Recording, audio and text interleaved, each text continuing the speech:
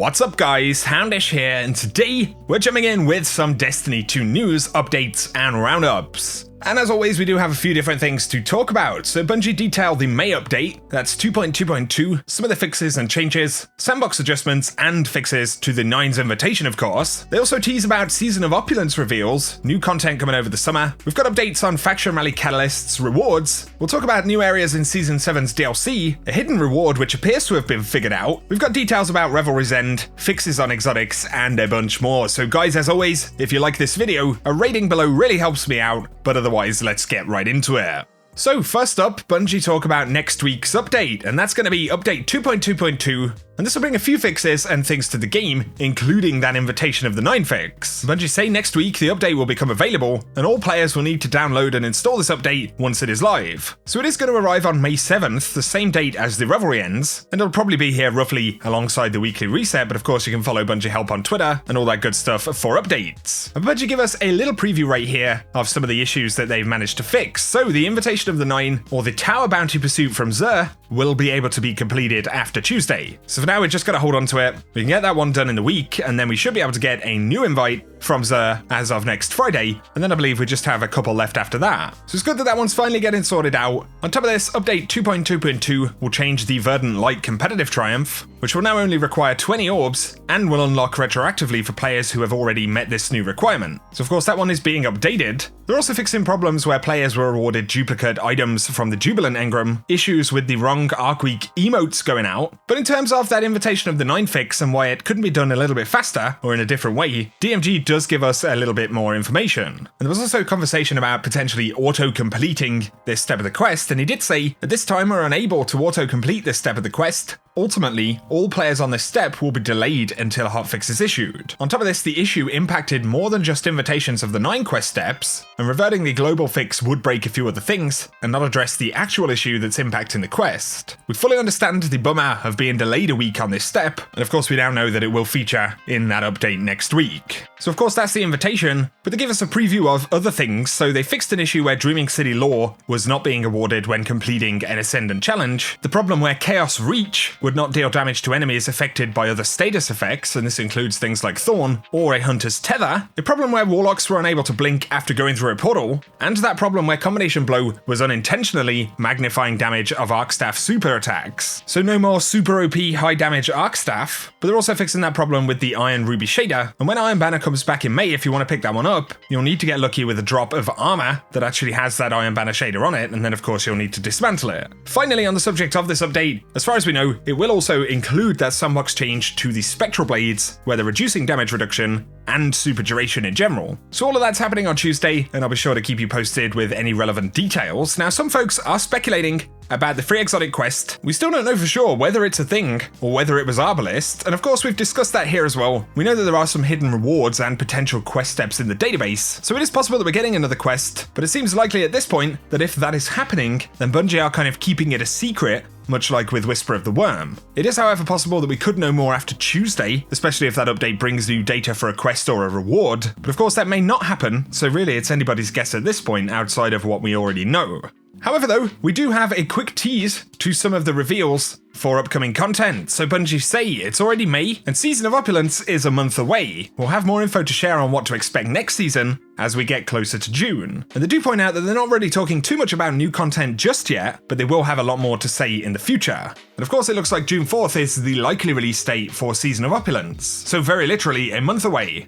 And that means within a couple of weeks, guys, we're definitely going to start and get some details about it. So be sure to stay tuned here on the channel. We do have a couple of quick updates though, and that includes that Faction Catalysts will become available in the summer. And of course this is in reference to the Year 1 Faction Rally Catalysts, which were still not released into the game post Faction Rallies. And of course DMG says summer. I believe Cosmo previously said Season 7, and that will probably mean there'll be some questions about whether Faction Rallies will return, but I don't think that it would happen in Season 7 personally. Although in terms of other content rolling out throughout Season 7, it's worth bearing in mind that we have Opulence itself, but then also Solstice of Heroes for the end of year 2 as well. In 2018, that started on July the 31st, so it's likely that we'll see a pretty similar thing, and perhaps Bungie will offer up some new gear, and maybe it will be focused on the events of Forsaken with replayable stuff, like the reprised story missions and armor upgrades that we had in year 1. That'll certainly be interesting, but bear in mind the Graviton Lance, Sunshot, and Sweet Business Catalysts will become available in some other capacity during Season 7. That is also when we'll get that Luna's Howl and Not Forgotten nerf to the game, as well as new enhancement called Bounties. But otherwise, looking back to that artwork for Penumbra, it does read, "Only the brave will learn what lurks in the shadow,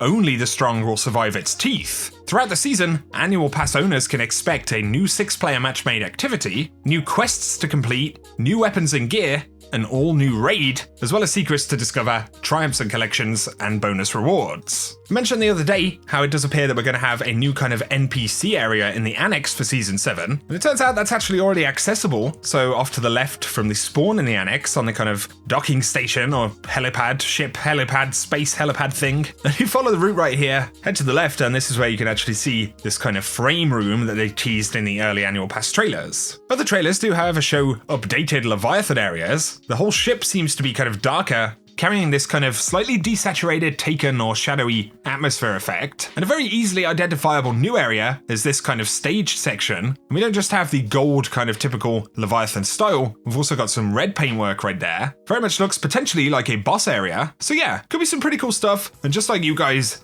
I'm very hopeful that Opulence will be a little bit more substantial and varied in that kind of core content and theme for the drop. Either way, as Bungie say, they're going to have details for us pretty soon now. A couple of days ago, I did speak about a hidden emblem called After the Nightfall. Very few players have actually picked this thing up, so a lot of folks have been trying to figure out exactly how it drops. And there is a new running theory. As far as anybody knows, the way that this emblem drops is to actually speedrun every single Nightfall in year 2. Speedruns in year 1 don't seem to count because this emblem was added after Forsaken, and that would also exclude prestige Nightfalls. So it appears that you need to hit a speedrun challenge of some sort in every Nightfall in the game inside of year 2. And the issue is that the speeds aren't kind of listed anywhere, not even the objectives. But my pal Jarv did make a video covering a lot of the times, and Sneaky Beaver also uploaded a video, managed to actually get the emblem dropped. So it looks like, this may need some confirmation, but it looks like doing some kind of speedrun for every Nightfall in year 2 is actually what's making it drop. And I'll also link a Reddit thread down below where there's more conversation about this, but it appears that we now know how to get the After the Nightfall emblem, which is obviously a very rare emblem right now, and probably will continue to be. Now, as the Revelry is coming to a close on May 7th, which is next Tuesday's reset, Bungie have outlined a few things worth knowing about it. So when next week's reset rolls around, unearned and unclaimed Revelry triumphs will become hidden, so all of the pursuits, of course, will be turned off, but there will be that retroactive 20 orb pursuit that we spoke about before. Additionally, though, we'll no longer be able to purchase Arbalest from Evil Avante, because I think she won't actually be there, and it will only be available as a reward drop from loot sources, so it's going to be a random exotic. But Bungie do add that while Arbalest is intended to be available to all players following the conclusion of Revelry, they've become aware of an issue where players who do not own the Forsaken Annual Pass cannot reclaim the Arbalest from their exotic collection. They say that they will update this in the future, but for the moment, Arbalest will only be available to players who actually own the Annual Pass. So that's certainly pretty interesting, but it's worth bearing in mind if you hadn't picked the Arbalest up in the event. Some other updates and feedback though.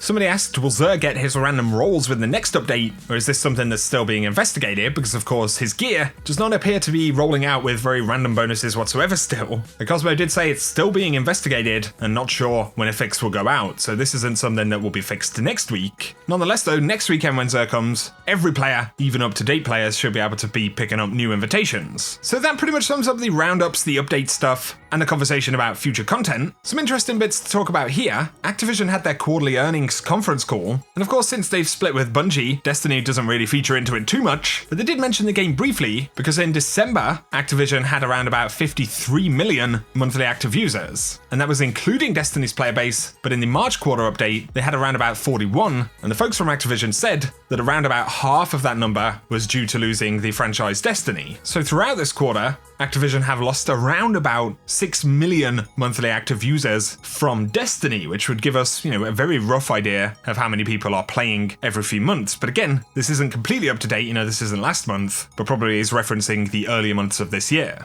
And it would be very interesting to see current player numbers in a season like this, where there are, mixed opinions about the content that we've got, but a couple of random things that kind of link to Destiny. There was conversation about the PS5 and Destiny 3. That would likely mean that Destiny 3 will be kind of a flagship title for this new generation of consoles, and of course we can expect Xbox to follow. And there are reports of PS5 dev kits actually being available to studios now, but also Phil Spencer from Microsoft recently boasted that they've been running Destiny 2 on the xCloud, which is basically a cloud-based version of Xbox. So that's certainly an interesting concept as well, isn't it? Being able to potentially play Destiny on the cloud. And that actually means without serious kind of gaming hardware, be it a console or a PC, but the game is actually streaming from a different location. Man, we're getting into some space-age stuff now, aren't we? But yeah, just little tidbits. They could, however, definitely link to the future of Destiny on different platforms. But of course, we'll get to next year, or maybe beyond that before we're talking about D3. For now though guys, that is going to summarize the video for today. I know it's a little bit quiet right now, desperately hanging on for Bungie to start talking about Opulence or any other little bits that we might get in the remainder of Season 6, but let me know your thoughts about the update that we're getting next week, whether you're looking forward to Season of Opulence as well, or whether you're more kind of curious about what we'll get in September. I would love to hear your thoughts as always guys, but if you've enjoyed this video, a like below is very much appreciated. If you are new to the channel, be sure to hit subscribe and turn on notifications if you do want to keep up to date with everything related to Destiny 2. Also, be sure to check out my partners over at Now Drinks, who have some awesome, healthy alternatives to energy drinks for gamers that help improve focus and memory, but with more natural ingredients, and you can save